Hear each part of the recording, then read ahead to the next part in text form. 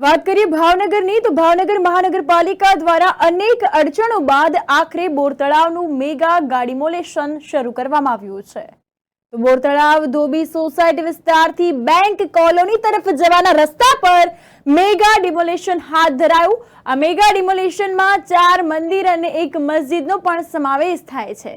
અગાઉ આ રોડ પરના ડિમોલેશનને લઈને હાઈકોર્ટમાં પિટિશન ફાઇલ કરવામાં આવી હતી, પરંતુ લાંબા સમય બાદ તેનો ચુકાદો મહાનગરપાલિકાના તરફેણમાં આવતા મેગા ડિમોલેશન શરૂ કરાયું છે। તો 70 થી વધુ પોલીસ સુરક્ષા જવાનો સાથે મહાનગરપાલિકાની ટીમ 18 મીટરના રોડ પર ડિમોલેશન હાથ ધરી ખુલ્લો કરશે।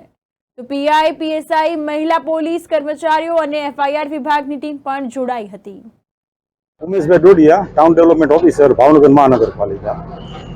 ધોબી સોસાયટી ધોબી ઘાટથી બાલવાટિકા બોતાવ તરફનો જે રસ્તો છે અત્યારનો હાલનો, એ 18 મીટર ડીપી વાઇડ રોડ હોય એમાં 85-84 દબાણો આવેલા છે, જેમાં ધાર્મિક તથા નાણાકીય મકાનો છે અને એ હાલ ડિમોલિશન કરવાની કાર્યવાહી શરૂ કરવામાં આવેલ છે।